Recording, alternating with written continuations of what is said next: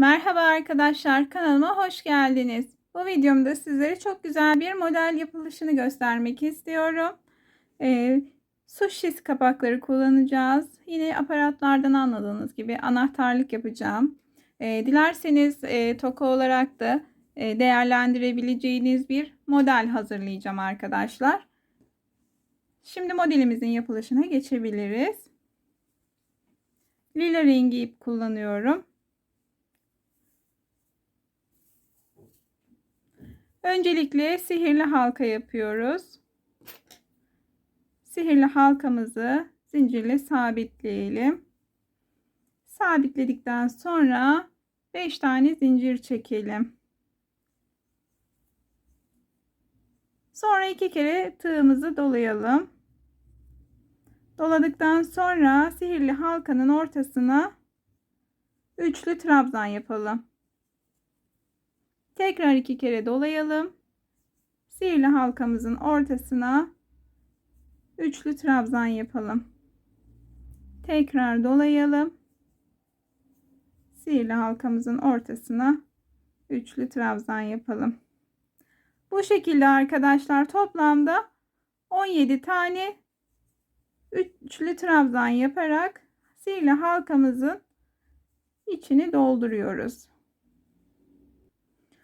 Evet arkadaşlar, 17 tane üçlü trabzanım hazır. Şimdi başlangıçta yaptığım beşli zincirin en üstüne tığımı batırıp kaydırma yöntemiyle birleştiriyorum. Buradaki ipi de iyice çekelim ve ortadaki boşluğu olabildiğince küçültelim.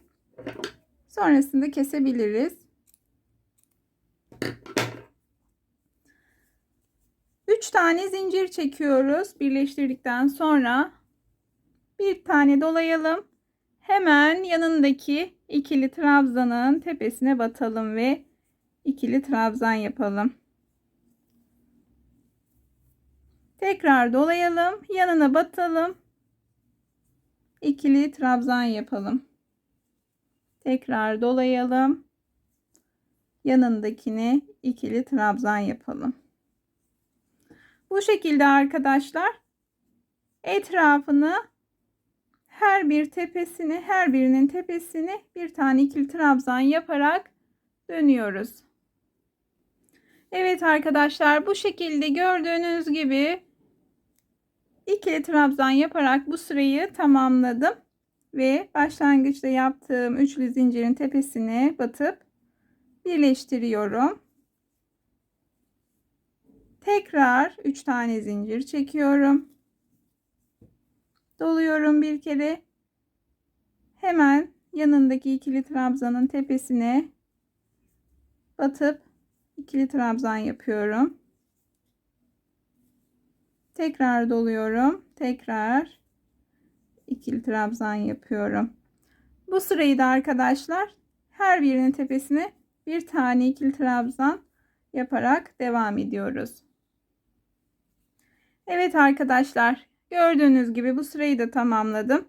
Yine aynı şekilde kaydırma yöntemiyle zincirin en üstüne batarak birleştiriyorum. Burada arkadaşlar 2 zincir çekiyoruz. Doluyoruz. Bir kere doladık. Buradaki zincirin dibine batıyorum. Bir tane ilmek alıp hepsini bir topluyorum.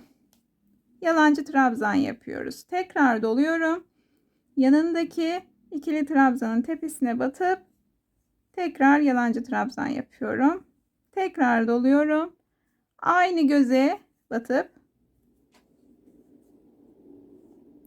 yalancı trabzan yapıyorum. Tekrar doluyorum. Yanına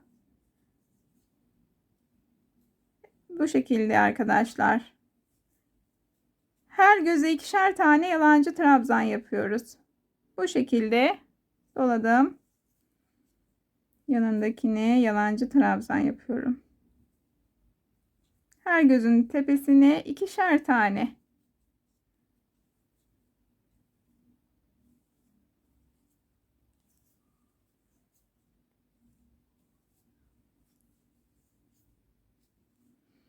Bu sırayı bu şekilde tamamlıyoruz arkadaşlar. Sonraki sırada görüşmek üzere. Evet arkadaşlar, gördüğünüz gibi ben bu sırayı da tamamladım. Şapka görüntüsü oluşmaya başladı. Şöyle örgümüz kıvrılmaya başladı. Bu sırayı birleştiriyorum yine kaydırma yöntemiyle. Evet, birleştirdim. Şimdi 3 tane zincir yapıyorum. 3 tane zincirimi çektim. Bir kere doluyorum. Arada bir tane boş bırakıyorum. İkinciye batıp ikili trabzanla dolduruyorum. Toplamda 6 tane ikili trabzan yapıyoruz.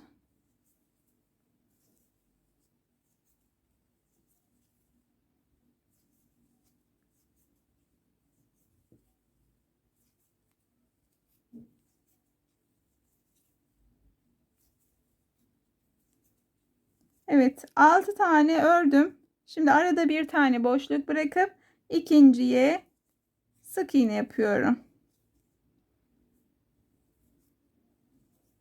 Tekrar doluyorum. Yine arada bir tane boşluk bırakıyorum. İkinciye batıp yine 6 tane ikili trabzan yapıyorum.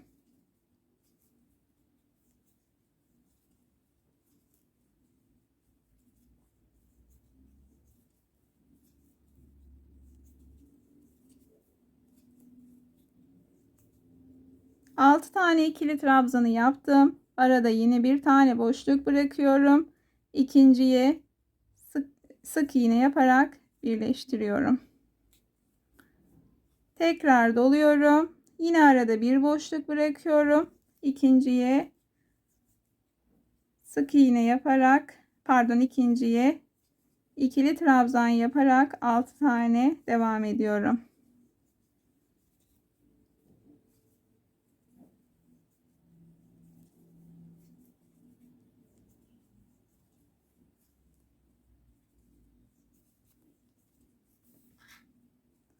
Evet, 6 tane ikili trabzan yaptım. Yine arada bir boşluk bırakıp ikinciye sık iğne ile yatırıyorum.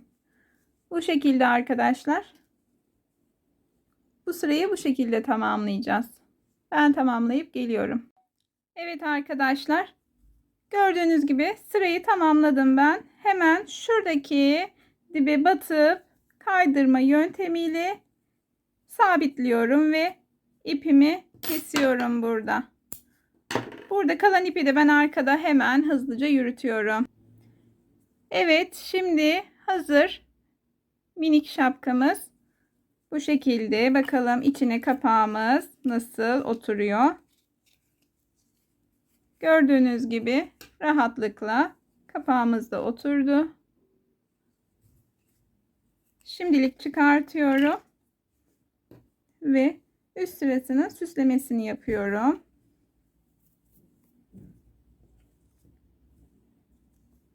Evet, bitirdiğim yerden şuradan kenardan tığımı geçirip ip alıyorum. Bu ipi burada sabitliyorum bir tane zincirle. Buradaki ipi hemen birleştireyim. Şöyle sıradaki göze batıyorum ve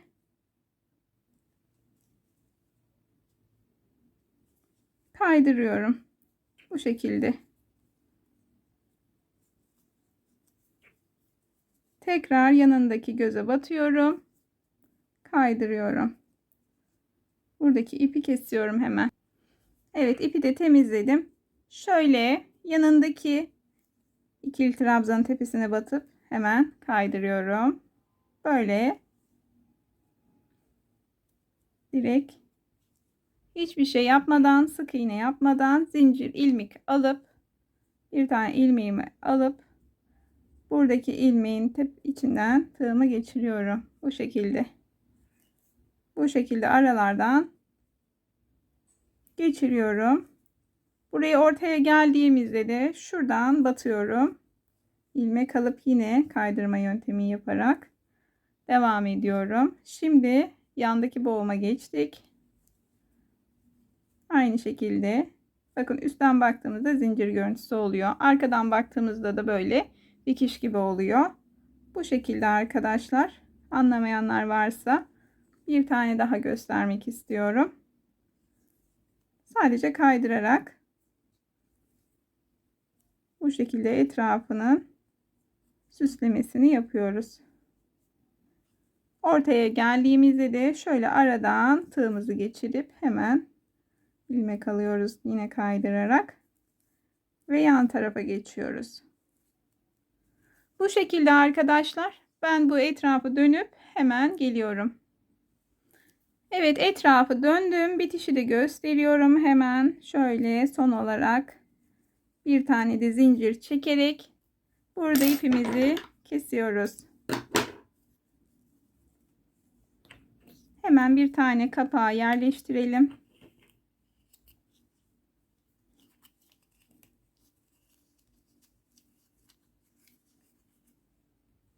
Şimdi arkadaşlar zincir çekiyorum. Etrafına yine bir süs yapacağım şapkamızın halkasına. Şu etrafın boyutuna göre zincir çekiyorum. Tam sayı veremiyorum. Örgünüzün boyutu farklı olabilir. İpin kalınlığı farklı olabilir. Farklı numara tığ kullanmış olabilirsiniz. Bu arada benim tığım 2,1 milimetre.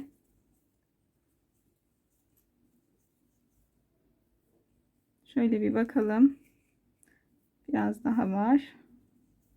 Burayı hızlı hızlı geçiyorum.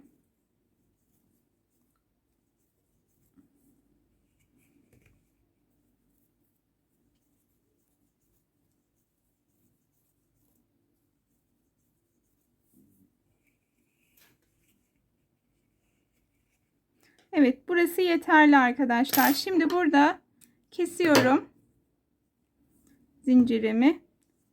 Hemen şöyle bakın. Zaten kapağım altında. Onu da yapıştıracağım. Hatta silikonlayabilirim şimdiden.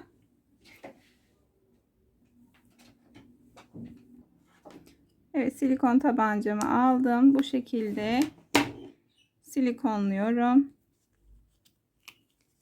Çıkmasın diye.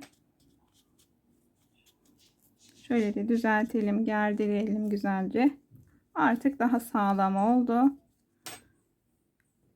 Hemen süslememizi de yapalım. Bu şekilde bağlayacağız buraya hemen. Pardon. Evet, zincirden kalan uçla bağladım hemen. Şuradaki fazla ipleri de kesiyorum. Buraya da çok minik bir silikon sıkıp şöyle bir fiyonk vardı elimde. Hemen bunu yapıştırıyorum. Dilediğiniz gibi süsleyebilirsiniz arkadaşlar. Sade de bırakabilirsiniz. Evet arkadaşlar, ben arkası için bir tane daha böyle üzeri gibi yuvarlak halka ördüm. Bunu yalnız 20 tane doldurdum. Dolgumu üçlü trabzan yaptım. Burasına silikon sıkıyorum. Evet, şimdi silikonla buraya bu halkamızı yapıştırıyoruz, sabitliyoruz.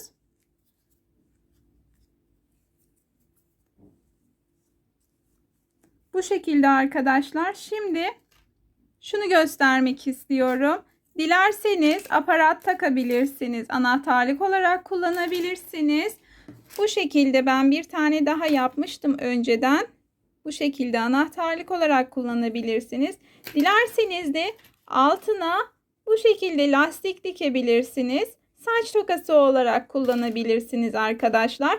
Ya da magnet olarak kullanabilirsiniz. Ben buraya eski bir magneti yapıştırıp buzdolabımın üzerine aksesuar olarak kullanmak istiyorum. Magnet yapıştıracağım ben buraya.